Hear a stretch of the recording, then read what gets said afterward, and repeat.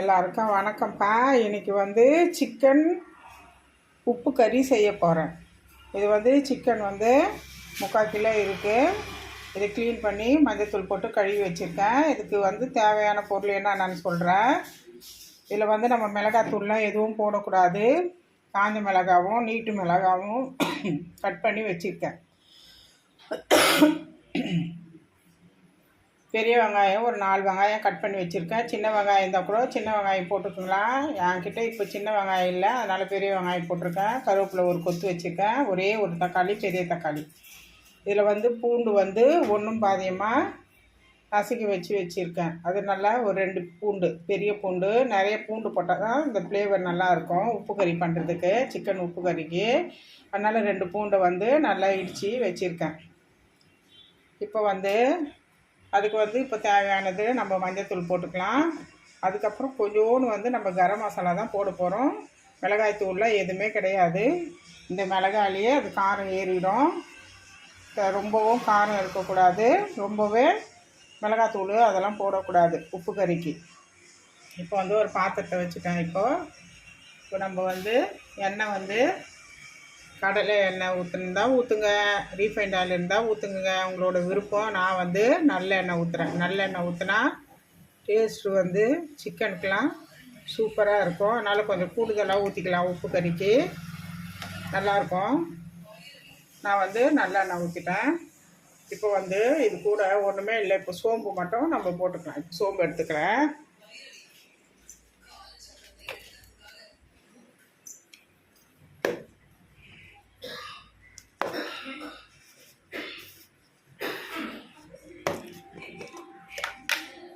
இப்போ சோம்பு நம்ம நல்லா ஒரு ஸ்பூனு சோம்பு போட்டுக்கலாம். அது கூட கொஞ்சம் கடுகும் போட்டுக்கலாம். ஏன்னா கடுகு போட்டால் கூட நல்லாயிருக்கும்.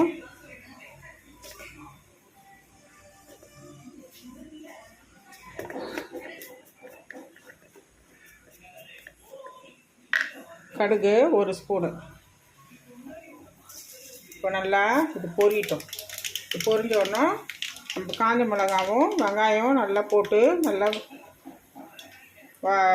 வறுத்துக்கணும். நல்லா கொஞ்சம் ரொம்பவே சதுன்னு இருக்கக்கூடாது. கொஞ்சம் ப்ரௌனாக கொஞ்சம் லேசாக நல்லா அது நல்லா வதக்கி நல்லா இது பண்ணிக்கலாம். நம்ம நல்லா பொரியுதுப்பா. இப்போ நம்ம வெங்காயத்தை போட்டுடலாம். சின்ன வெங்காயம் தான் சின்ன வெங்காயம் போட்டுக்கோங்க, இன்னும் சூப்பராக இருக்கும் டேஸ்ட்டு. என்கிட்ட இப்போ சின்ன வெங்காயம் இல்லை, அதனால் பெருசு போட்டு பண்ணிடுவேன் நான்.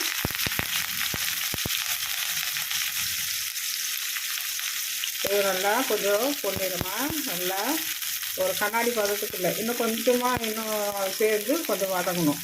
அப்போ தான் அது இது உப்பு கறிக்கு நல்லாயிருக்கும். ஒரு கண்ணாடி பதத்துக்கு வதக்கினோம்னா ஒரு மாதிரி சேசாதுன்னு இருக்கும். அதனால் இது கூடயே நம்ம என்ன பண்ணலாம், காஞ்ச மிளகாவை க்ளீன் பண்ணி எல்லாம் ரெடி பண்ணி வச்சுருக்கோம், அது கூட போட்டுக்கணும்.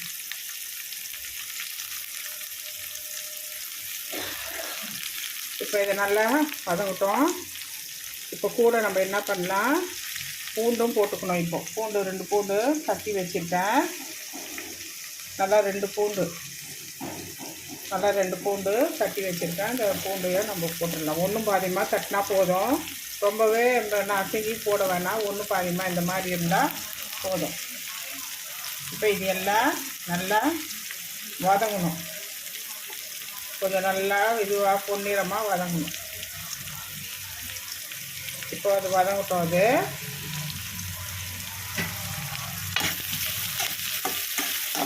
எல்லாமே நல்லா வதங்கட்டும். இவ்வளோதான். நம்மளுக்கு காரம் கிடையாது, மிளகாத்தூள் போடக்கூடாது, வெறும் மஞ்சள் தான் போடணும், கொஞ்சம் கரம் மசாலா போடணும், அவ்வளோதான். இப்போ நல்லா வதங்கணுன்னா அப்புறம் ஒரே ஒரு தக்காளி கட் பண்ணி வச்சுருக்கோம். நிறைய தக்காளி போடக்கூடாது, அதுவும் டேஸ்ட்டு நல்லா இருக்காது. ஒன்று சும்மா ஃப்ளேவருக்காக போடணும், அவ்வளோதான். போட்டுட்டு நல்லா வதக்கிட்டு அதுக்கப்புறம் நம்ம கறியை போட்டு நல்லா வதக்கிக்கலாம். வதக்கிட்டு இந்த மிளகாயிலே நல்லா வதங்கணும். நல்லா வதங்கினோன்னா அதுக்கப்புறமா தான் நம்ம தண்ணி ஊற்றிட்டு உப்பு போட்டுட்டு அதுக்கப்புறம் கொஞ்சம் கரம் மசாலா போட்டுக்கலாம். இப்போ நல்லா வதங்கிடுச்சுப்பேன். இப்போ வெங்காயம், பூண்டு, காஞ்ச மிளகாய், எல்லாம் கருவேப்பிலெல்லாம் போட்டோம், நல்லா வதங்கிச்சு. இப்போ நம்ம என்ன பண்ணிக்கலாம்னா, இப்போ தேவையானது உப்பு போட்டுக்கலாம். தேவையானது உப்பு போட்டேன். ஒரே ஒரு தக்காளி கட் பண்ணி வச்சுருக்கிறேன் இல்லையா, அந்த தக்காளி இதில் போட்டுறேன்.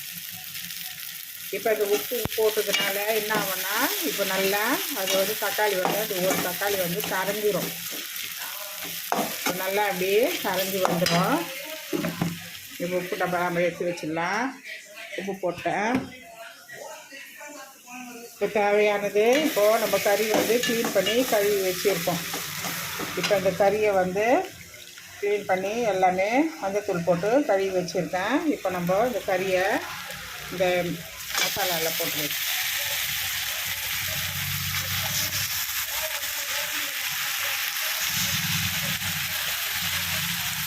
இப்போ நல்லா இந்த என்ன ஆகணும்னா, இப்போ இந்த மிளகாய் போட்டுருக்குறோம்ல, இந்த காஞ்ச மிளகாயிலேயே இந்த தக்காளி இந்த பூண்டுலேயே நல்லா இது நல்லா சுண்டி இதில் தண்ணி விட்டு நல்லா வதங்கணும்.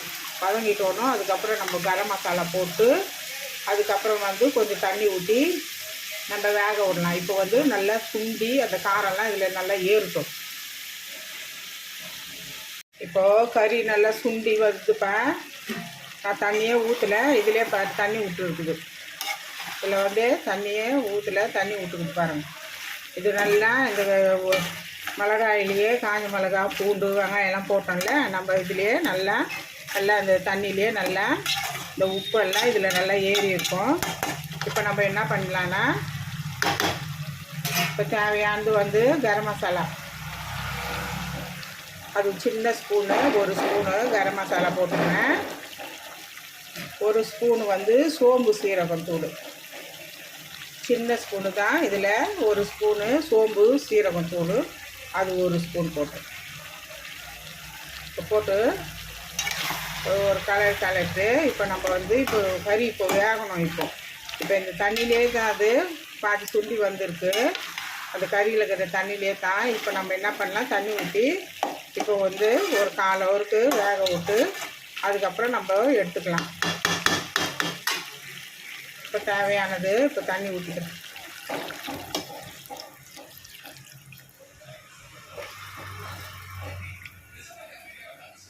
இதில் வந்து கொத்தமல்லி போடணுன்னு அவசியம் கிடையாது. வெறும் கருவேப்பிலை தாளிக்கிறப்பயே போட்டேன், அவ்வளோதான். கொத்தமல்லி போட்டால் அது ஒரு மாதிரி வேக மாதிரி ஸ்மெல் வரும். அதனால் வந்துட்டு இதே நல்லா சுண்டி நல்லா வெந்து வரணும். அது நல்லா வேகட்டும். ஒரு 1/4 ஹவருக்கு வெந்தோன்னா நம்ம அதுக்கப்புறம் அது சுண்டினோன்னா ஆஃப் பண்ணிக்கலாம்.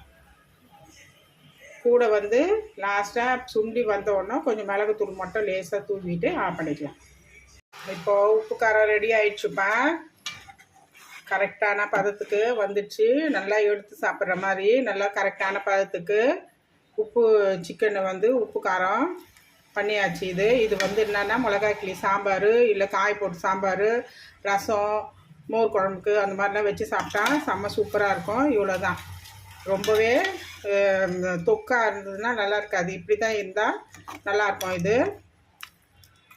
இது ஒன்றோட ஒன்று அப்படியே தனித்தனியாக வரணும். அப்படியே நல்லா தனித்தனியாக இந்த மாதிரி நல்லா அப்படியே வரணும். நல்லா எண்ணெய் பதத்தோடு எப்படி இருக்குது பாருங்கள். லாஸ்ட்டாக இந்த மாதிரி நல்லா எண்ணெய் விட்டுரும்.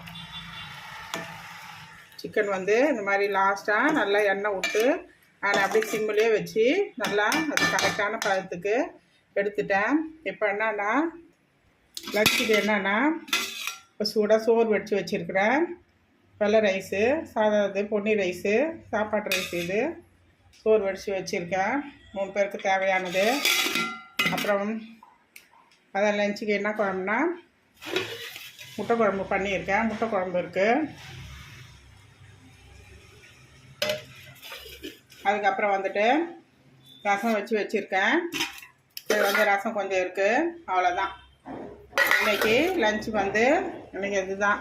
முட்டை குழம்பு, சிக்கன் வந்து உப்பு கறி, அவ்வளோதான். இன்றைக்கி தேவையானது செஞ்சாச்சு. இன்றைக்கி வீட்டில் நீங்கள் எப்படின்ட்டு செஞ்சு பாருங்கள். சூப்பராக இருக்கும். உப்பு கறி செம்ம சூப்பராக இருக்கும். ஒன்றுமே இல்லை. நம்ம என்ன போட்டோன்னா வெறும் 2 சோம்பு போட்டோம், கொஞ்சோண்டு கடுகு போட்டோம், அதுக்கப்புறம் வெங்காயம் போட்டோம், பூண்டு போட்டோம், கருவேப்பிலை போட்டோம். அதுக்கப்புறம் நல்லா வதங்கிட்டோன்னா அதுக்கப்புறம் என்ன பண்ணோம், இது காஞ்ச மிளகாய் போட்டோம். காஞ்ச மிளகாய் நல்லா வதங்கிச்சு. அதுக்கப்புறம் வந்துட்டு ஒரே ஒரு தக்காளி இருந்தது, அது போட்டோம். போட்டு முடிச்சுட்டோன்னா கொஞ்சம் கரம் மசாலா போட்டோம், உப்பு போட்டோம். அவ்வளோதான். இதுதான், வேறு எதுவுமே நம்ம போடல. இது எவ்வளோ சூப்பராக நல்லா இருக்குது பாருங்க. நல்லா கிள்ளி சாம்பாருக்கெலாம் செம்ம சூப்பராக நல்லா டேஸ்ட் நல்லாயிருக்கும். இது வீட்டில் செஞ்சு பார்த்துட்டு சப்ஸ்கிரைப் பண்ணுங்கள். தேங்க்யூ.